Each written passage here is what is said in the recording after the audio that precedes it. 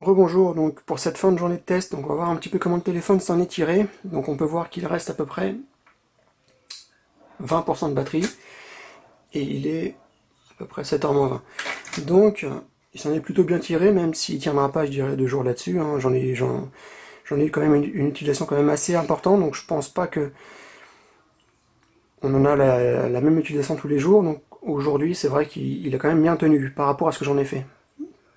Donc ça reste quand même un bon produit. Maintenant, c'est vrai que la migration Symbian Windows Phone a été assez facile, hein, pour être honnête. Un jour et demi, je dirais, peut suffire à s'adapter au téléphone, à le prendre en main et à en connaître un petit peu les rouages.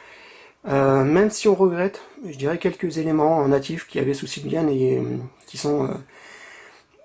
qui doivent être passés par une application tierce, en tout cas sur Windows Phone, par exemple les raccourcis sur Symbian, l'activation, je dirais, de certains raccourcis.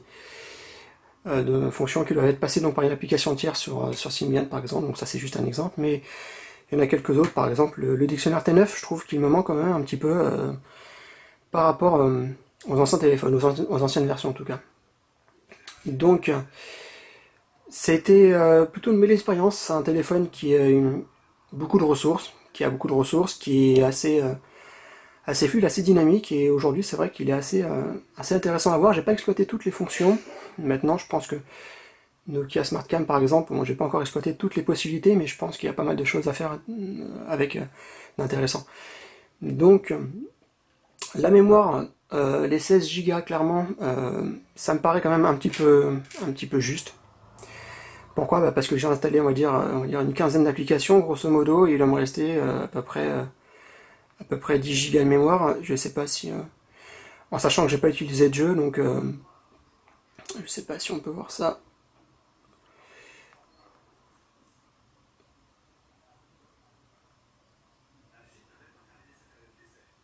Espace libre.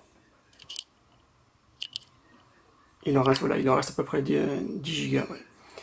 Donc, ouais, ça peut se remplir assez facilement et assez rapidement, j'ai envie de dire. Donc, faut faire attention quand même à ce qu'on télécharge et à ce qu'on récupère. Donc, par rapport à tout ça, ça reste un bon téléphone. Maintenant, si vous hésitez vous encore à migrer entre Symbian et Windows Phone, j'ai envie de dire, bah, le Lumia 925 semble un très très bon produit, on va dire, de migration, même si ça peut vous faire peur, bah ça reste quand même un très bon produit, je dirais, et qui se prend en main assez facilement. Alors la mise à jour Humber, très intéressante. Maintenant, je pourrais pas tout vous détailler. Je pense qu'il faudra voir dans ce cas-là avec ce que vous verrez par la suite sur Nokia Phone au niveau des tests.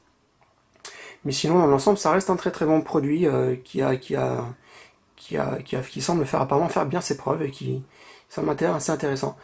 Donc voilà, je ne pourrais que vous le conseiller si vous avez, je dirais, un premier contact Windows Phone à avoir, bah, ce sera le Lumia 925. Voilà.